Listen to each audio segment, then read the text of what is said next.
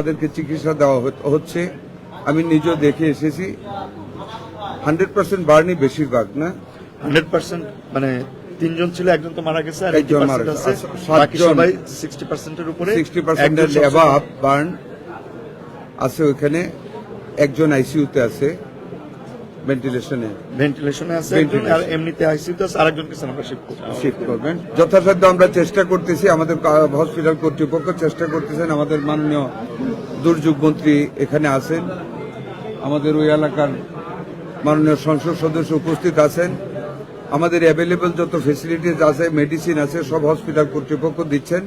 বাকি যদি আরো কিছু লাগে আমি আশ্বস্ত করেছি, আমরা উভয়ই আমাদের হাসপাতাল কর্তৃপক্ষকে আমরা সেটা যোগান দিব। তবে আগুনে পোড়া মানুষ, অনেক কষ্ট হচ্ছে, তাও অনেক কষ্ট, যতটুকু সম্ভাব্য ফেসিলিটি চিকিৎসা দেওয়া হচ্ছে। আপনারা দোয়া করবেন, আমরা টেক কেয়ার করতেছি।